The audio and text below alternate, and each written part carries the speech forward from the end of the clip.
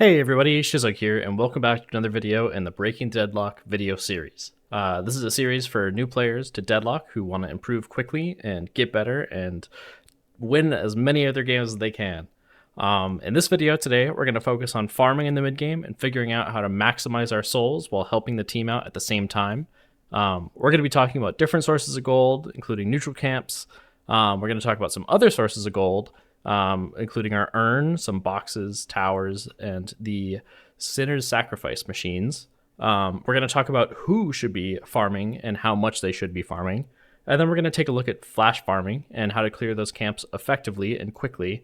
We're going to see how players navigate the map and end up on top of souls and how they do it while maximizing helping their team while not necessarily fighting at the same time. Hopefully with all these lessons, you can come out on top of souls in your game and hopefully win some more games. Because having more souls means having more damage, and who doesn't like doing a ton of damage? So let's get into our first topic. All right, so the first thing we want to talk about were the neutral camps. So you might not be familiar with neutral camps really, if you're not seeking them out and you don't really know why these guys are all over the place. They're an extra source of gold on the map. We have different tiers of neutral creeps, and they're going to each have different health pools, and the longer it takes to kill them, the more damage. They have different times that they respawn and the intervals they respawn at as well. So our first and foremost, our small camp, these guys, they spawn at 2 minutes into the game, and they respawn every 4 minutes. And they give a gold bounty of about 40 gold. And then next, if we look at our medium camp, they spawn at 7 minutes along with other larger camps, and they respawn every 6 minute interval. And then next we have the large camp, which spawns at 7 minutes and then has an 8 minute spawn interval, and roughly gives us about 220 gold. So talking about that respawn interval, what does that mean? So when I say something is a 4 minute respawn interval, it means that the second that the last creep in that camp is taken, a timer starts of when it will next respawn. So if you kill something at 2 minutes and 1 second, it'll respawn at 6 minutes and 1 second. Or if you scale that up, it's not necessarily on the minute. If you kill it at 2 minutes 28, it'll respawn at 6:28. So that's good to know that it's not bound to a minute timer based on the game clock at the top, but rather the last time someone took it. So it's kind of hard to keep track of when these guys are going to come back up or not. It's not like Dota, I know, has respawns on the minute, and that's not the case with these guys. They pop up set timer after when they die, so it makes it a little bit predictable to find them at times. A good guideline is that you should almost always be able to kill a small camp. They're generally pretty weak and they're pretty close together, so a lot of like AoE spells will kill them. They usually are all touching. So it's really easy to clear those small camps, and I think almost if you always see them, you should kill them as long as you're not being like chased or chasing someone or something like that. Medium camps get a little harder. They can be doing more damage and it might be a little bit tougher, but they're good to clear. But I think the large camp is definitely something to be afraid of early game. Not necessarily afraid of, but you might not want to go directly at 7 minutes to try to hit it, but some heroes can't. Some heroes have the ability to clear those at 7 minutes with certain skills and certain builds, and willing to sacrifice their ult sometimes just to clear it. So now that we've seen some of these neutral camps, we're going to talk about other sources of gold that you should know about and kind of have in your mind. Obviously, lane creeps. These are your best source of gold. They're the quickest to kill. They make the most impact on the game if you kill them. And they are bountiful and plentiful. And this is your number one priority, is these guys. If you're close to them, shoot them. Absolutely shoot these all the time. Push the waves. It's the right thing to do. Next is the urn, and it spawns on 2 different sides of the map. It's worth a bounty. In this case, it's 3,500, and that scales up as time goes on. And essentially what you need to do with the urn is you take it, it disarms you, it makes it so you can't teleport, and what you do is you run it across the map to the other spot where it could also spawn on the 2 side lanes, and it will, once you deliver it, you get a bounty of souls that pops out and an extra ability point, and it disperses that bounty of souls throughout your team, but you also get a little bit of a bonus. And a quick thing to note about this is that if you are delivering the urn, make sure to secure your souls. Take a second after you deliver it and make sure to hit the air where the souls are appearing and melee them, so that you can secure them and no one like runs by and denies all your souls, because then they get them instead of your whole team. So that would be really bad. Here's our next source of souls. We're looking at the 2 brown boxes at first. If you go by and you break these, they have a chance to spawn souls within them. It'll drop a little soul packet, and then you can walk up and grab it, and it becomes unsecured souls that go into your backpack. And then the other thing that's pictured in here is a golden statue. And what those do is they don't provide souls, but they provide permanent stacking buffs, such as extra spirit, fire rate, health, stuff like that. So they're both worth breaking. And then a quick tip is that if you do see them, what you can do is you can dash either through them, you can slide through them, you can melee them, shoot them, etc. But if you're walking by them, it's really good to hit them, and it's even a second thing that you can hit with downtime in your game. If you're kind of at a lull in lane, you can dip out and then find your boxes and hit them and get an extra injection of souls into your economy. And then our last extra source of souls is our Sinner's Sacrifice. These are little machines. They spawn at 10 minutes on the map. They're noted on the map by a little like safe icon, and you can find them close to the middle of the map. There's 4 of them total, and what you do is you walk up and you hit it, and you give a sacrifice of blood, as you can see with all the art that's here. You sacrifice some blood so that you can get some souls out of it, and it gives a pretty substantial amount, but definitely keep note that your health goes down when you hit it, and you don't want to die to it, or at least be caught out after you hit them as well. All right, so you might be wondering, that's great, there's all these different sources of farm, but am I really the type of person that should be farming these camps? Like, isn't that someone else's job? And my answer to that is no. Everyone in this roster can farm camps, and they should farm camps. Not necessarily everyone should go and farm the large camp and make that their main source of gold or souls, and not everyone should necessarily take their time to go fight and think that fighting is going to make them the most souls. But everyone in this roster is capable of hitting a small camp, hitting a medium camp, and it being profitable, and not necessarily the most efficient thing in the world, but you should and could be doing that. There's no hard support in this game at the moment. Maybe the meta will define itself with time to come, but every single person in this roster can hit small camps, other sources of souls, stuff like that, and they will profit and benefit from that. However, I do think that there are big winners that should be farming the large camps and benefit the most from this type of gameplay and play style. And I'm not gonna, this isn't an end-all be-all list, but I'm gonna go over the ones that I think really make a priority to do this type of gameplay. I think that Haze, she has a lot of really good bullet damage, and she can clear camps pretty quickly, especially with an item called Test Bullets. We'll go into itemization and stuff like that in another video, but she's one of these heroes. And Furnace as well. He can run through creep camps, and he can afterburn the whole camp, and he can farm pretty quickly, and his hero scales really, really well with farm as well. Lady Geist has a really quick nuke to be able to clear camps quickly. I don't play enough Geist to really know if she should farm that much, but I think she fits in that category as well as like a flash farmer that does a lot with a lot of souls.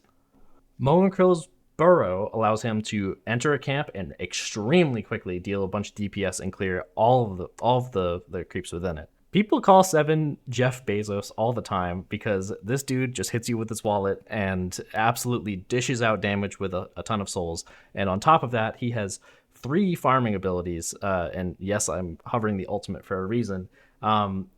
Yeah, Seven is an excellent hero to go and farm neutral camps with, and don't be afraid to use your Stormcloud to farm. At least early, that is.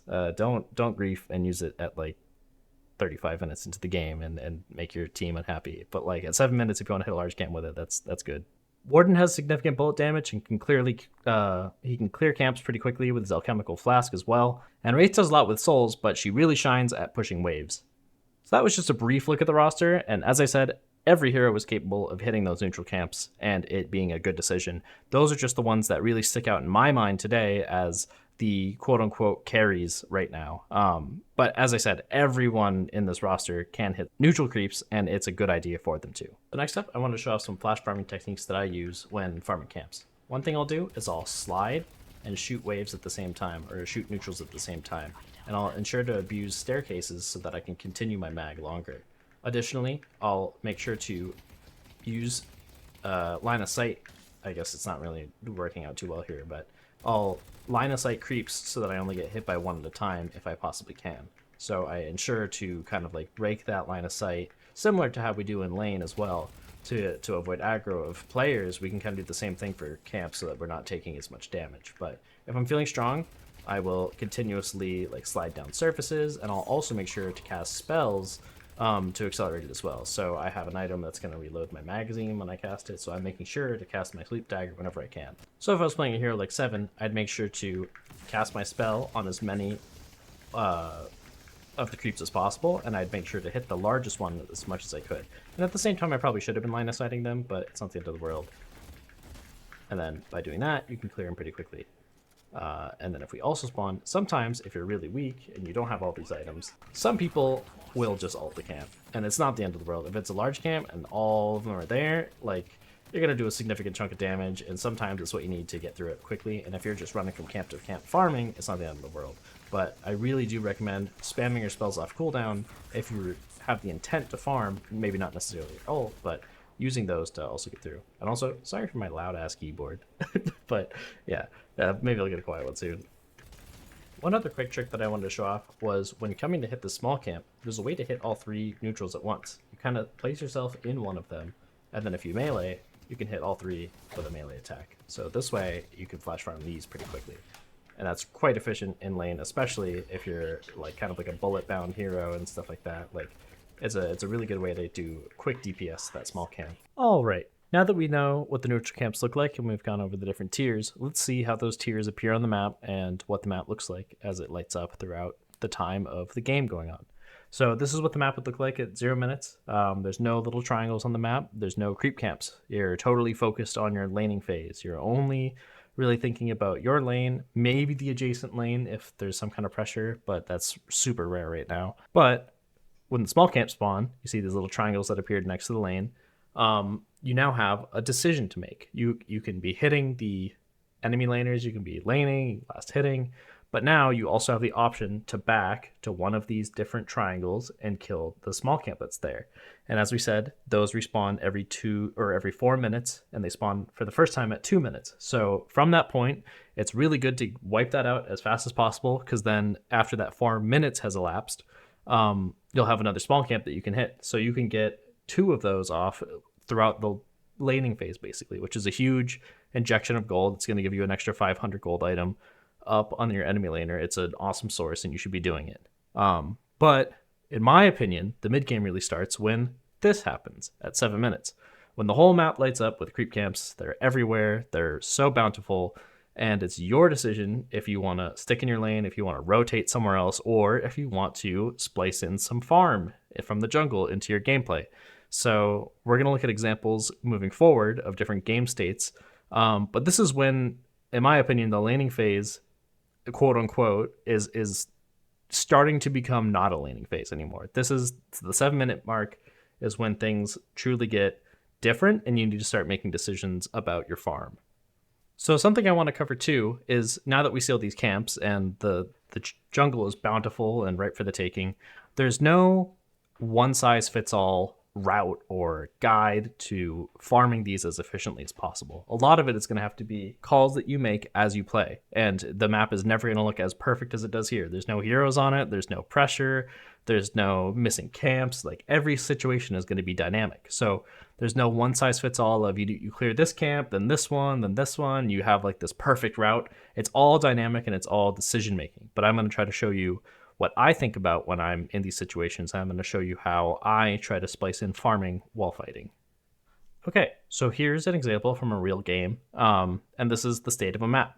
We're going to be looking at it with the perspective of the Amber and Furnace right here, and we're going to be looking at some decisions that this player can make right now. What I realized while this was going on was this Infernus was applying pressure on yellow. He was pushing forward, and then he backed out and was starting to retreat. And actually in this replay, he went all the way to base, but I disagree with that decision. Even if he had some souls to spend, I think that was a mistake. And what I would have done in the situation is I kind of would have played like connect the dots, and I would have tried to maximize the creep camps that I hit with the end goal of ending up at an enemy creep wave, or prioritizing creep waves that are on my side of the map that look problematic. So what do I mean by that? Your number one goal while farming is to make sure that your waves are pushed.